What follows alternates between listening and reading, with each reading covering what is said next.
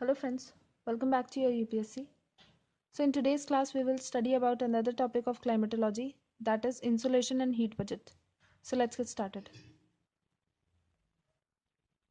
Now, insolation and heat budget. What exactly is insolation? Insolation is incoming solar radiation that is received by the Earth's surface. Okay, so the solar radiation that comes on the Earth, and because of which the Earth's surface get heated up, these radiations, this is known as insolation. Okay. Now there are various factors which affects the distribution of insolation and the amount of insolation that is to be received by Earth's surface or the surface of area of the Earth's surface. Okay. So the first reason is angle of the sun rays. Now, as we can see in this diagram, consider this to be sun. So this area is receiving direct sun rays. So the area of concentration is less, and the amount of the amount of solar radiation received will be more. Now the same amount of solar radiation, when they reach towards the pole, they get slanted and they cover larger area. So we have larger area with same amount of solar radiation, then the amount of insolation will be distributed in more area, so the amount of insolation will be less. Okay, according to this amount of insolation received, we have our zones that are divided. So this is our temperate zone. It receives maximum amount of solar radiation and it extends from 23.5 degree north to 23.5 degree south, that is between Tropic of Cancer to Tropic of Capricorn. Next we have temperate zone. Sorry, this is tropical zone.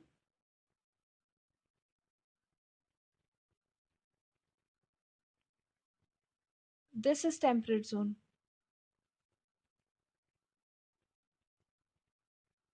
So this area that extends from 66.5 degree north to 23.5 degree north, as well as 23.5 degree south to 66.5 degree south. So these both area are temperate regions. They receive less amount of solar radiations as compared to tropical region, but as compared to polar region or the frigid zone, they they receive more solar radiations. Okay, so here the solar radiations are slanted.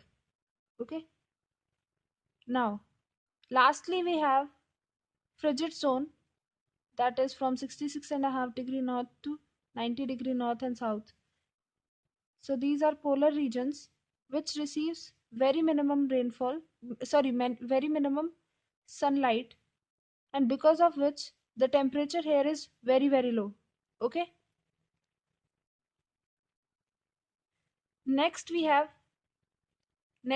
we have distance from the sun. The first one was angle of the sun rays. Next is distance from the sun. So see, the orbit of Earth in which the Earth rotates is not a regular circular is not in regular circular fashion. At one side it is nearer to sun, while on the other side it is comparatively farther away. So when it is nearer to sun, it is like 147 million kilometers away from the sun, and this is known as perihelion. So this time the amount of insolation received by sun will be more as compared to the period of aphelion, where the distance from the sun is more, that is 149 million kilometers. Okay, so the shorter distance is known as perihelion, while the bigger distance or the longer distance is known as aphelion. Next After the distance from the sun, the next pointer we have length of the day. See, as we are having winter season, just a second. Yeah.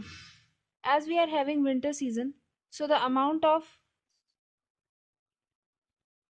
or the length of the day is smaller as compared to the length of the day in summer season. Okay, so when the length of the day was small, that means length of the day is small, that means that the amount of insolation, diurnal insolation, will be less as compared to the diurnal insolation received during summers. Okay, so this is also one of the reason which affects the distribution of insolation. So now the southern hemisphere will be receiving more insolation as compared to the northern hemisphere. Okay, why? Because sun has shifted towards the southern hemisphere. Next is sunspot. Sunspot, they are created on the outer surface of the sun. So this is sun and its outer surface. Consider this as its outer surface. So here we have sunspot. They Here we actually have sunspot. How they are created? They are created due to periodic explosions and disturbances. Okay,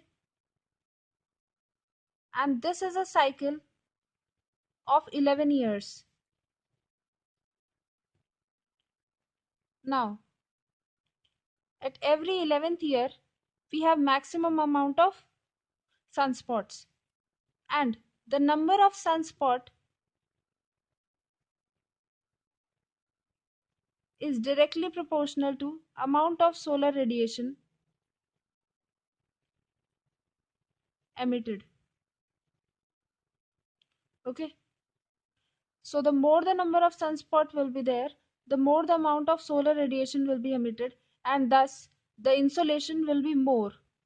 Okay, so that is how the sunspot, it affects distribution of insolation.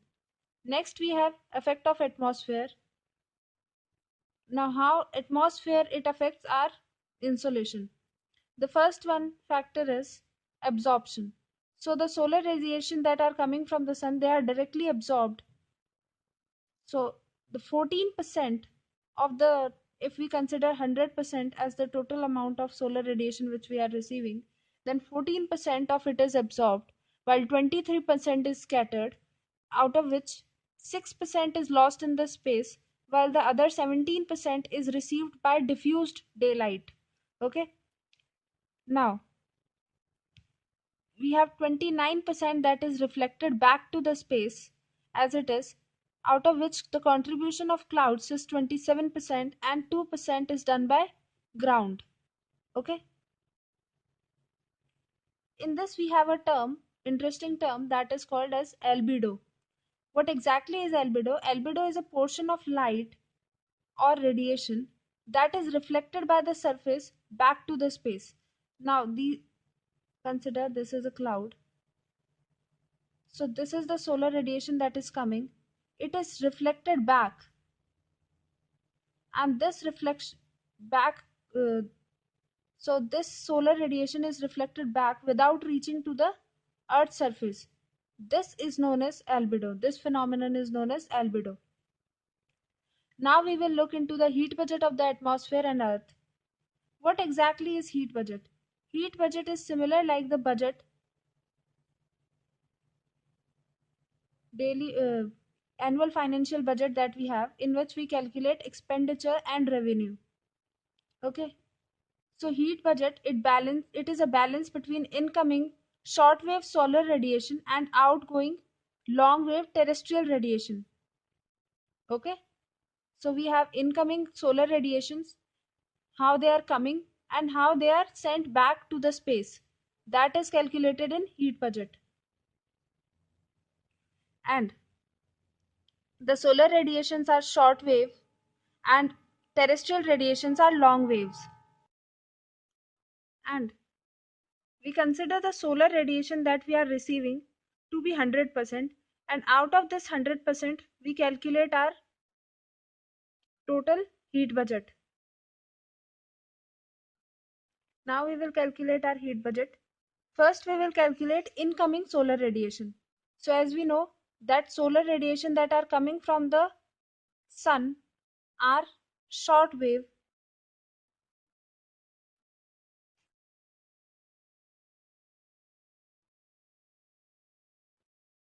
Okay. So first we will see the incoming solar radiation.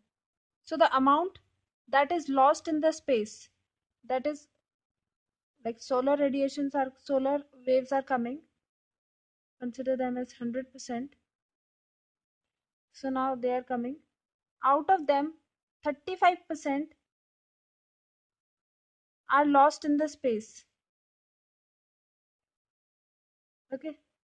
So out of this 35%, we have contribution of clouds as 27%. 27% is clouds. 2% is ground. See the ice caps, they reflect back the sun rays, the solar radiations, and their contribution is 2%. And rest 6% is lost in the space by the scattering. See, there are dust particles. When the solar radiation strikes on them, it gets scattered. Okay. And 6% is lost in the space. Now we have 35% that is lost in the space as it is. Rest we will have 65%. Now we will consider this 65%, the heat budget of the earth. First we will consider the heat budget of the earth. So the heat budget of the earth, direct radiations, that is direct solar radiation that are received, they are 34% that directly come to the ground, while we have 17% that are received as a diffused daylight. 17% are received as diffused daylight. Now what are diffused daylight, you will ask? So the diffused daylight, they are the scattered lights that they are the scattered or diffused solar energy that reaches to the ground surface. Okay. They are also known as diffused blue light of the sky. Okay. So we can call it diffused blue light of the sky. Next we have heat budget of the atmosphere. In budget of the atmosphere,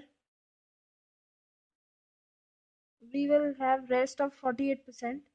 So the 48% total, out of which 14% is absorbed.